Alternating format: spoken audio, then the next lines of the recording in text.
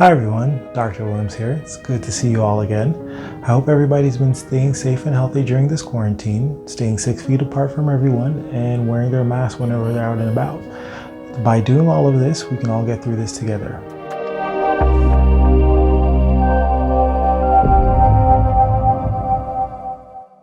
So, what I wanted to talk about today is oral hygiene, because everything you know about oral hygiene is wrong. But before we get started, make sure you hit the like and subscribe buttons down below. Let's begin.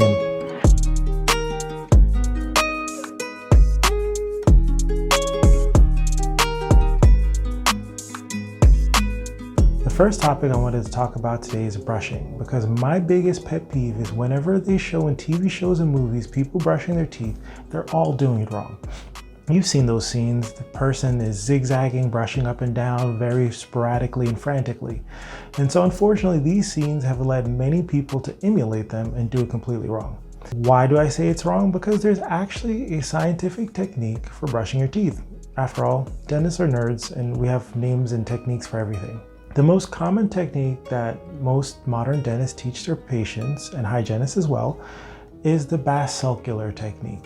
And so what that technique basically is you hold your toothbrush at a 45-degree angle, aiming towards your gum line and brushing in small circular motions. This technique begins by starting in one quadrant and slowly moving across the front of the upper teeth. Then you go to the back and slowly move across the back of the upper teeth. Then you go to the bottom and slowly move across the front of your bottom teeth, then to the back and slowly move across the back of your bottom teeth. After you complete that, you then brush the top surfaces of the upper and lower teeth, and then concluded by brushing your tongue and brushing your palate. Because really and truly, the term brushing your teeth is a misnomer. It should really be brushing your mouth. So my other big pet peeve is how hard people brush their teeth.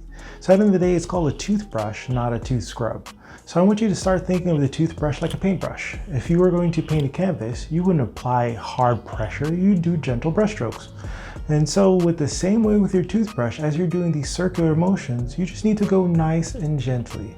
Because at the end of the day, the food that you eat starts off soft and easy to come off. That's why when you floss, you see the little food particles come with it on the string.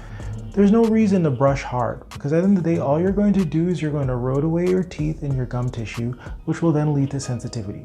So again, think of the toothbrush like a paintbrush. Think of Bob Ross. Think happy trees. Gentle brush strokes. At the end of the day, if there's any food buildup that's very tenacious and hard to get rid of, that's the point of dental cleanings. It allows us to use our specialty tools to get into these areas and get rid of those hard to reach areas.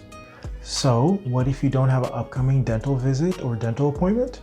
Well, there are similar tools to what we use that you can also find on Amazon. Lately, I've now been seeing a little ultrasonic personal cleaner that you could purchase that is very similar to that machine that we use that spits out water. Additionally, you can find plastic versions of the same metal instruments that we use. If you are going to purchase these products, remember it's not about force, it's about technique. So make sure you follow the instructions to the T and apply gentle pressure. On the same topic of brushing, I wanted to talk about parents and their children and brushing habits.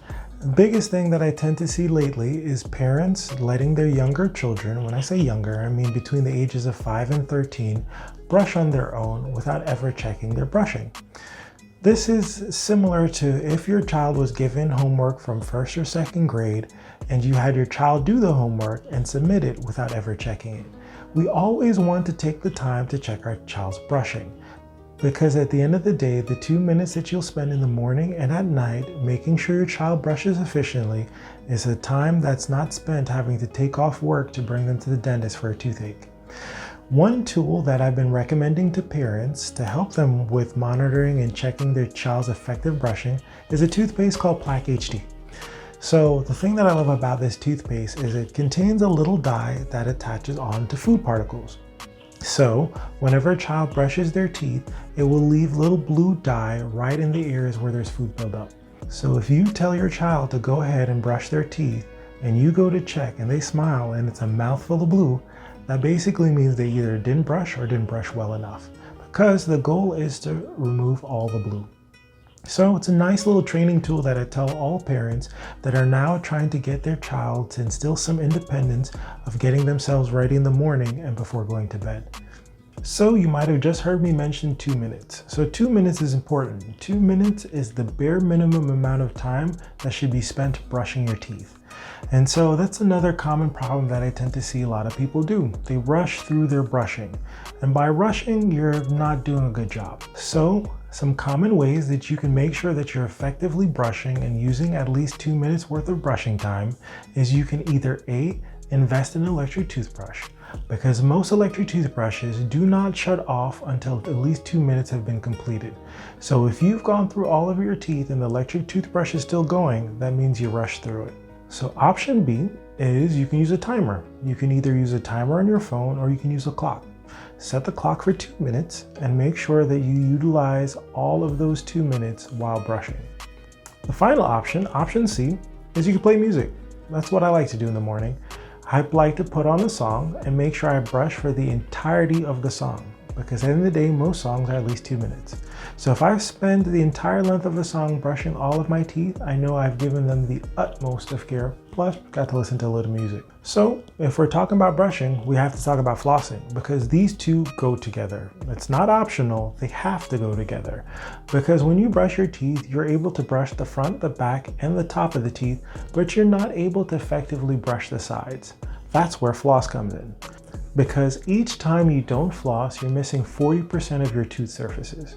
So that's the equivalent of hopping into a shower, washing up your front, washing your back, shampooing your hair, and walking out without washing your armpits. I know that sounds crazy, right? But at the end of the day, not flossing is like not washing your armpits, because you're completely missing the sides, allowing bacteria and food to build up, causing odors, cavities, all types of bad stuff. So you have to floss. Flossing is not an option. You need to floss each time you brush in order to effectively clean your teeth. Not so fun fact, the most common cavity in dentistry are the ones that form in between the teeth. Why? Because people just aren't flossing. So if you want to decrease time spent at the dental office, you want to floss regularly. So really and truly, when it comes to brushing and flossing, you should be doing it after every meal. But a lot of times that's not always feasible because you may be out and about. So the bare minimum should be morning and night. You should always floss and brush morning and night to help keep your teeth nice and healthy. For many people, flossing is a tough habit to maintain. So what's my solution? My solution is you go to a pharmacy or supermarket and you stand in that aisle and you try each and every single floss product until you find the one that you like using. I've learned from personal experience because when I was younger, I used to hate using threaded floss. Whenever I used a threaded floss, it would either rip or be very difficult to reach certain teeth. So I invested in a water pick. A water pick has effectively allowed me to floss and clean all tooth surfaces and reach parts that are often difficult with threaded floss. I honestly don't know where I'd be without my water pick. I literally talk to my patients about water picks so often you would think I'd be sponsored, but I'm not. I just at the end of the day want my patients to stay safe and healthy. So again, look into the different tools that are available, whether it's a water pick, wax floss, interproximal cleaners, anything that you can use to effectively floss and keep those areas clean can help decrease time spent at the dentist. Another big misconception that people tend to have is that if they use Listerine, they can then skip out on brushing and flossing. This is a complete lie, because at the end of the day, Listerine is just a liquid version of chewing gum. It helps to kill bacteria, but only temporarily. The only way to effectively reduce bacteria in your mouth is by reducing plaque, the food buildup. And swishing with Listerine is not going to do that. Removing plaque buildup requires a mechanical force. So the toothbrush bristles pressing up against the tooth, as well as the floss thread, those are what help to actually remove plaque, and swishing with Listerine won't do any of that. Another common thing that people tend to do, especially at their first visit, is immediately after the dentist will introduce his or herself, the patient will go, "I hate the dentist." Now, that's not very productive. At the end of the day, we have feelings and we're just here trying to help. So let's have a productive conversation and talk about any specific instances in the past where a procedure didn't go the way you wanted to, or if you've had a bad experience with another dentist. Because I can then use this information to then make sure that your visit will then be pleasurable and a bit more tolerable. So two of the most common things that I'll often hear patients say that they dislike about dental visits are the shots and the sound of the drill. So some solutions that you can use are, for drowning out the sound of the drill, you can either wear headphones or ask your dentist if they're able to play some music for you, because the sound of the music will help to relax you, but also help to drown out some of the noise of the drill. For the shots, it's a give and take, right? So there's different procedures and different techniques that we can employ to help with the shots. Your dentist should always use topical. Topical is numbing jelly. So I tell my patients I'll apply some numbing jelly and let that sit for a little bit. That jelly will help to take away a little bit of the pinch of the shot. Another thing that dentists can commonly do is to shake the cheek. So if we shake the cheek, it helps to distract a little bit, but also makes it harder for you to recognize where the pinch is. The last technique that we sometimes employ is we'll give a little pinch and let that anesthesia sit for a bit before we go back in and apply more. So if your biggest fear is with needles and shots, ask your dentist if they employ some of these techniques to help you. But the biggest technique to prevent any needles or drills is prevention. Dentistry is actually one of the few professions where we try to put ourselves out of business. We try to tell our patients everything they need to do in order to see less of us. So if you brush and floss regularly and properly, it helps to decrease the chance of ever needing any major work in dentistry. More importantly is make sure you get regular checkups. The sad fact is many patients will listen to this fear and avoid going to their checkups and cleanings.